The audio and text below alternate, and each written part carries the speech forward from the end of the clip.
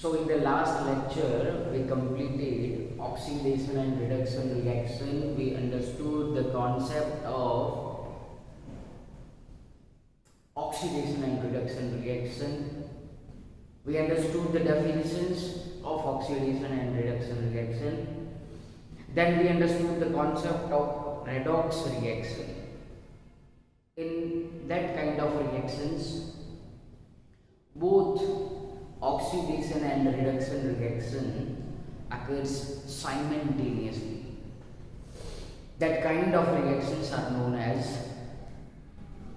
redox reaction, red plus ox, redox reaction. मुझे आप लोगों में से बहुत सारे स्टूडेंट्स ने ऐसा डाउट पूछा कि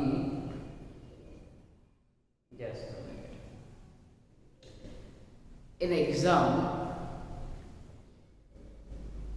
हमें जो हमने last definition for the oxidation and reduction reaction we did, क्या उन डेफिनेशन के ऊपर से क्वेश्चन आएंगे? तो वो जो मैंने डेफिनेशन आप लोगों को दी थी वो इसीलिए दी थी कि if in the given reactants hydrogen and oxygen are absent, then what we do? Suppose मैं आप लोगों को एक एग्जाम्पल देता हूं, देखो Zn solute plus Cu SO4. Which kind of reaction is this?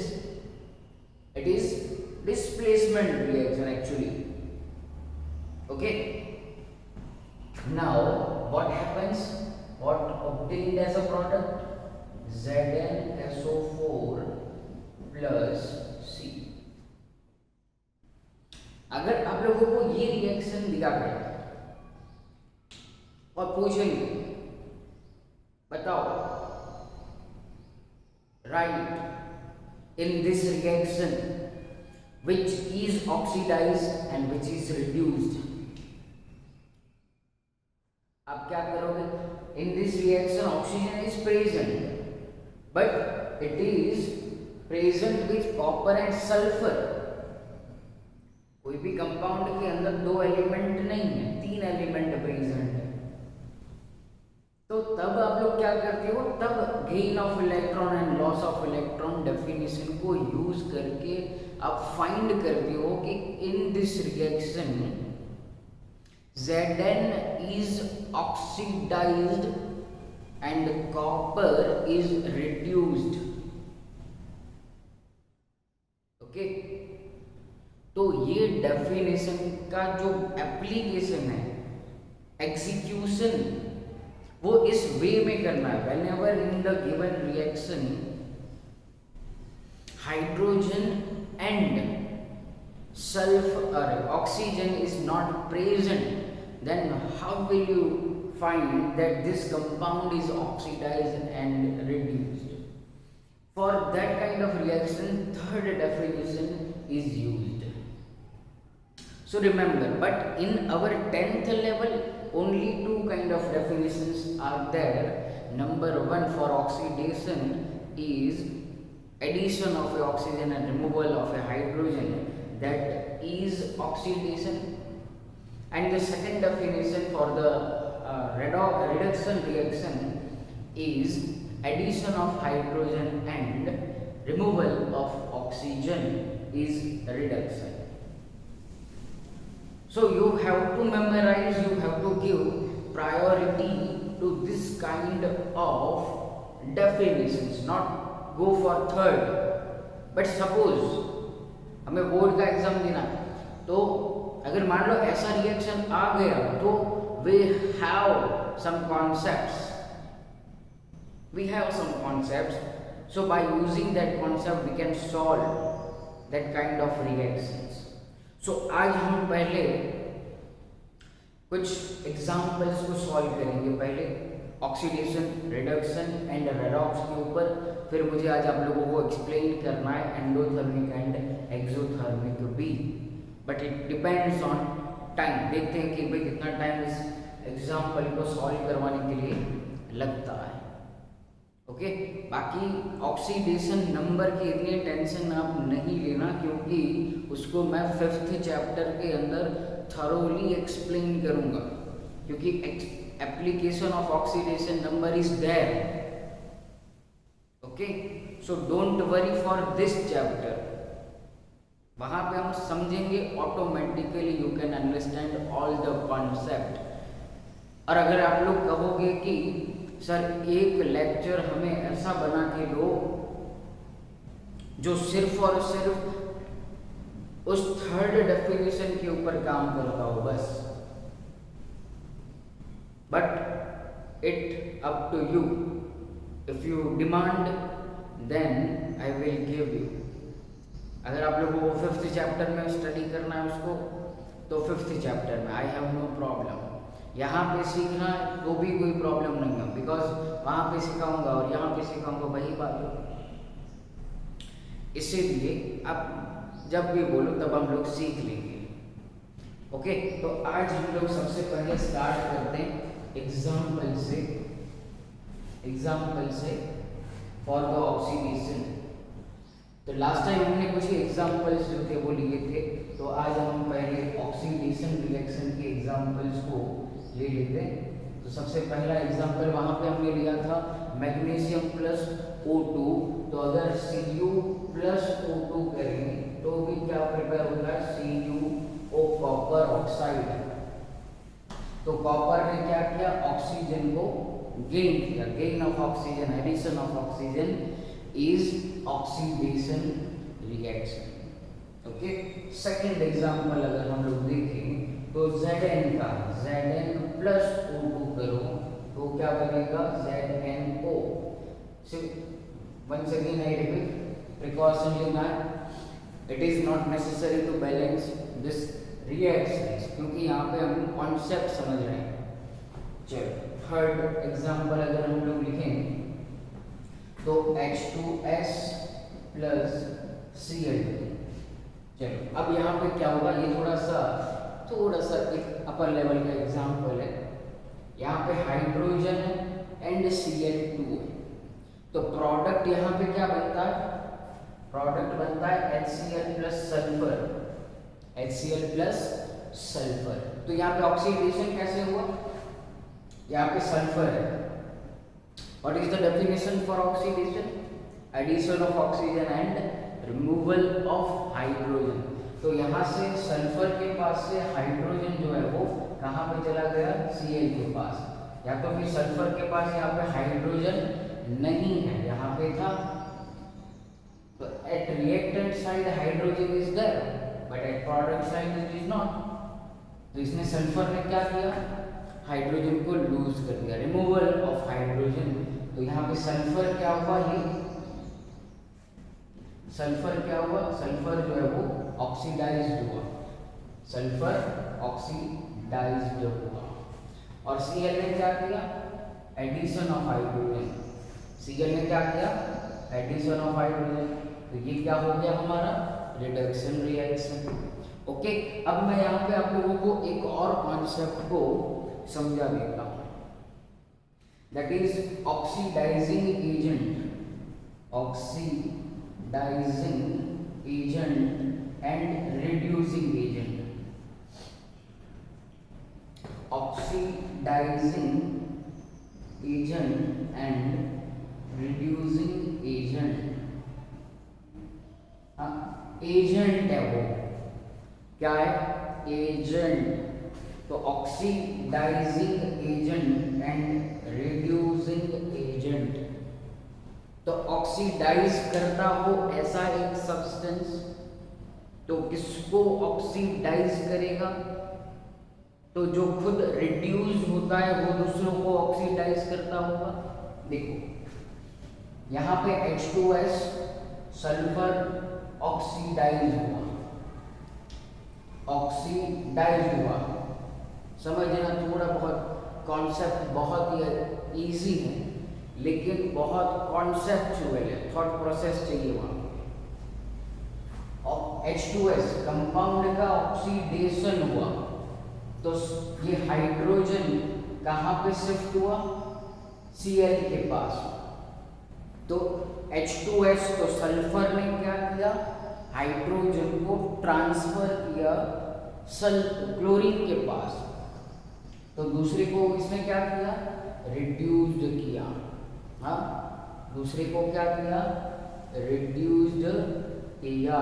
तो ये क्या है, रिड्यूसिंग एजेंट है। रिड्यूसिंग एजेंट गेट्स ऑक्सीडाइज्ड, खुद ऑक्सीडाइज होता है, ऑपोजिट काम करेंगे दोनों। रिड्यूसिंग एजेंट है, ये एजेंट है, क्या करता है एजेंट, दूसरों को रिड्यूस करने का काम करता है। तो खुद क्या होगा, गेट ऑक्सीडाइज्ड, खुद ऑक्सीडाइज हुआ। और यहां पे क्या आएगा, ऑक्सीडाइजिंग एजेंट के अंदर गेट रिड्यूस्ड। सिंपल डेफिनेशन से याद रखो, जो भी कंपाउंड रिएक्शन के अंदर ऑक्सीडाइज होता होगा वो रिड्यूसिंग एजेंट की तरह काम करता है।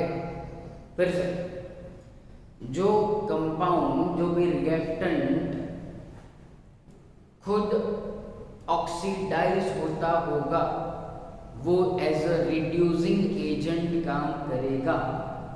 जो कंपाउंड रिएक्शन के अंदर रिड्यूस होता होगा, मतलब जिसका रिडक्शन होता होगा, वो दूसरों को ऑक्सीडाइज करता है, ऑपोजिट।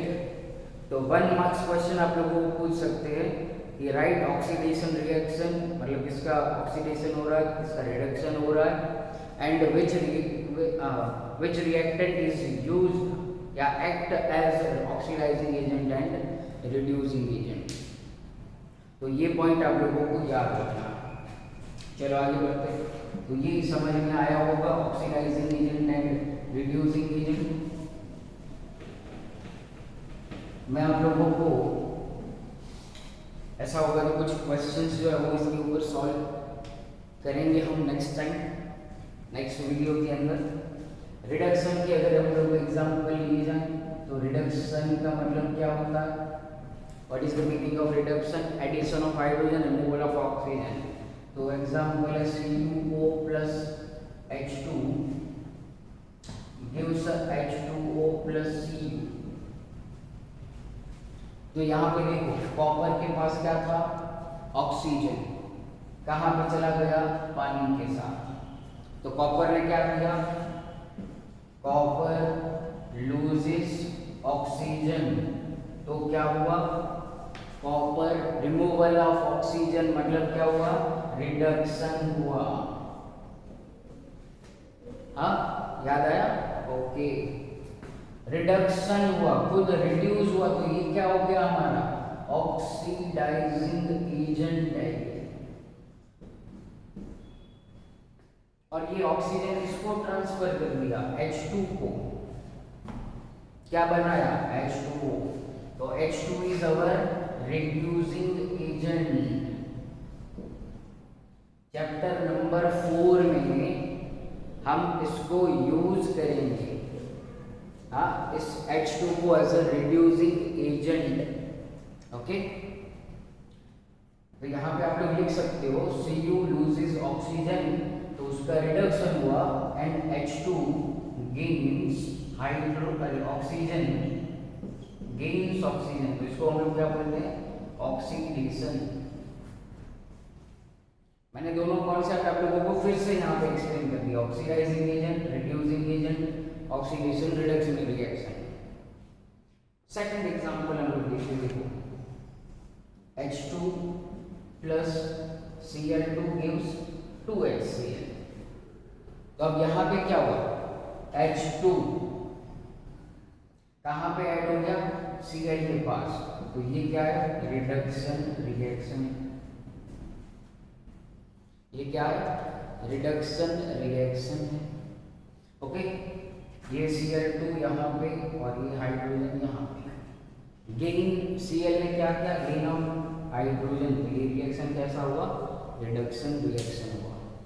अब 2-3 एग्जाम्पल रेडॉक्स रिएक्शन के भी देख लेते हैं साथ में, जिसके अंदर दोनों एक साथ हो रहे हैं। वैसे यहाँ पे हमने ऊपर जो देखा वो भी क्या था, रेडॉक्स रिएक्शन का एग्जाम्पल था। ओके, तो यहाँ पे Cu प्लस H2 हो लिया, फिर आगे हमने एक और ये रिएक्शन लिया H2S प्लस Cl2, तो HCl प्लस सल्फर, तो ये भी क्या था, दोनों हो रहे हैं ना। यहाँ पे सल्फर ने हाइड्रोजन को रिमूव किया, हाँ रिमूव हो गया, तो क्या हुआ, removal of hydrogen is oxidation, और ये क्या हुआ हमारा रिडक्शन। Cl ने क्या किया, गेन ऑफ हाइड्रोजन हुआ। समझ में आ रहा है? नहीं आ रहा है तो आप लोग पूछ सकते हो, पूछोगे डाउट तो मजा आएगा। ओके, तो है बहुत इजी कॉन्सेप्ट। ओके, अब मैं आप लोग को सीधा लेके जा रहा हूँ कहाँ पे, इसको हम लोग बहुत ही डिटेल के अंदर नहीं लेके जाएंगे, क्योंकि फिर हम बाद में समझेंगे थर्ड डेफिनेशन जो है वो। अब नेक्स्ट जो टॉपिक है हमारा, हमने कितने रिएक्शन कंप्लीट किए, टोटल 7 रिएक्शन को हमने कंप्लीट कर लिया। लास्ट 2 रिएक्शंस, फर्स्ट आप लोग हेडिंग लिखोगे एक्सोथर्मिक रिएक्शन। एक्सोथर्मिक रिएक्शन, तो what is the meaning of exo? तो मैं आप लोगों को एक सिंपल एक टेक्निक बता देता हूँ। कोई भी रिएक्शन हमें कैसे पता चलेगा कि ये एक्सोथर्मिक है? जैसे हमने एक एग्जांपल स्टडी किया हुआ है मीथेन का कंबशन, CH4 प्लस O2 क्या बनता है, carbon dioxide plus water.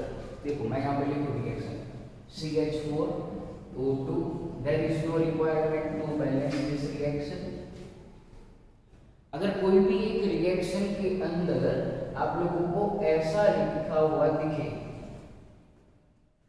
Heat at product side, at product side, तो वो ऑलवेज एक्सोथर्मिक रिएक्शन होगा। हीट रिलीज होती है, क्या होती है, कोई भी रिएक्शन के अंदर अगर हीट रिलीज होती है तो उसको नाम दिया जाता है एक्सोथर्मिक रिएक्शन। अब इसको देखो, अगर मान लो ट्विस्ट करना हो और इसी रिएक्शन को मॉडिफाई करना हो, रिएक्टेंट साइड हीट जो है वो प्लस साइन में है, तो मैथमेटिक्स अगर यूज करें तो CH4 plus O2 minus heat is equal to CO2 plus H। आप लोगों ने याद रखा हो कि सर ने बताया था कि प्रोडक्ट साइड अगर हिट लिखा हुआ दिखे तो वो ऑलवेज एक्सोथर्मिक रिएक्शन होता है। Okay, no problem, but mathematics use करके यहाँ पे क्या लिखा हुआ है, माइनस ऑफ हिट। हमने यहाँ पे लेके आया, राइट टू लेफ्ट लेके आया, तो मैथमेटिकल साइन चेंज हो गया, तो ये भी क्या होगा हमारा exothermic reaction. Any kind of reaction, आप लोगों ने शायद 9th के अंदर एक फॉर्मूला पढ़ा हुआ है, F is equal to G m1m2 by r²। Gravitational force, gravitation chapter के अंदर शायद आप लोगों ने पढ़ा होगा। तो वहां पे जो फॉर्मूला था G m1m2, m1 and m2 क्या होते हैं, मास ऑफ टू ऑब्जेक्ट, तो ऑब्जेक्ट को यहाँ पे भी अप्लाई कर सकते हैं। हाँ, तो एक और मेरा सेंटेंस याद रखो, फ्यूचर में बहुत काम आएगा। कोई भी दो object, any two objects when come nearer to each other, they releases some amount of energy. Always when two objects or two compounds comes nearer to each other, always they release energy, always। और energy release होती है तो उसको नाम दिया जाता है exothermic reaction. Is it clear? चलो डेफिनेशन लिख लेते हैं इसका। मैं यहाँ से डिटेक्ट करूँ, आप लोग लिखोगे। Okay, the chemical reaction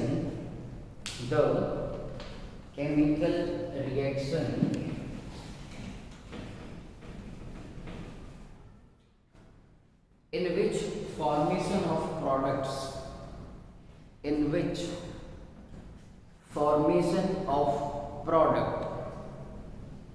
is accompanied by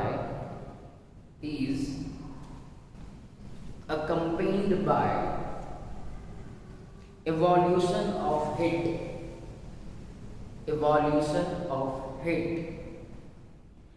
are known as exothermic reaction। हमारे टेक्स्ट बुक के अंदर जो फर्स्ट एक्टिविटी है मैग्नीशियम स्ट्राइक, और हमने यहाँ पे ऑक्सीडेशन के अंदर एग्जांपल भी लिया था Mg+O2 गिव्स MgO प्लस है, तो ऑलवेज वो रिएक्शन भी क्या है, एक्सोथर्मिक रिएक्शन है, कॉम्बिनेशन रिएक्शन A+T=C, तो वो ऑलवेज 90% केसेस के अंदर वो क्या है, एक्सोथर्मिक रिएक्शन होता है। डिस्प्लेसमेंट रिएक्शन वो भी एक्सोथर्मिक रिएक्शन होता है, वहां पे भी क्या होती है, एनर्जी रिलीज होती है। Next move on to endothermic reaction, today's last topic. Endothermic reaction, अब यहाँ पे क्या हुआ, हीट रिलीज की। अब एंडो मतलब उसका ऑपोजिट। अब कोई भी एक रिएक्टेंट को जब आप लोग सामने से हिट प्रोवाइड करते हो, कोई भी रिएक्शन है स्पॉन्टेनियस नहीं है, फिजिबल नहीं है, मतलब इट अकर्स इट्स ओन, अपने आप नहीं हो रहा है रिएक्शन। मान लो आप लोगों ने सुबह सुबह मॉर्निंग के अंदर चाय पीते होंगे या तो फिर कॉफी लेते होंगे, बॉर्नविटा पीते होंगे, जो भी, तो हमने चाय बनाई तो क्या आप लोग मिल्क, फिर चाय पत्ती और शुगर और सब कुछ, वाटर थोड़ा सा ऐड करते हैं, तो फिर उसको ऐसे ही गैस के ऊपर रख देंगे तो क्या चाय बन जाएगी, नहीं बनेगी। क्या करना पड़ेगा, उसे हिट देनी पड़ेगी, स्टव ऑन करना पड़ेगा, तो ही रिएक्शन होगा, नहीं तो होगा ही नहीं। तो जिस रिएक्शन के अंदर आप लोगों को एक्सटर्नली हिट प्रोवाइड करनी पड़े, उस रिएक्शंस को हम लोग क्या नाम देते हैं, endothermic reaction, and very famous example is CaCO3 gives temperature CaO plus CO2 gas. Very famous example of endothermic reaction। बहुत सारे ऐसे रिएक्शन जो है वो एंडोथर्मिक रिएक्शंस होते हैं। तो डेफिनेशन लिखा जाए, मैं यहाँ से डिटेक्ट करता हूँ, the chemical reaction in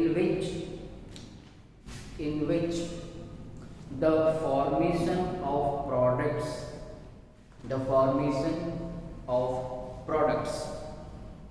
is accompanied by the absorption of heat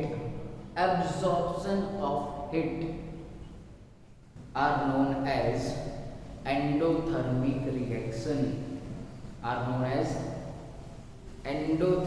reactions। Okay,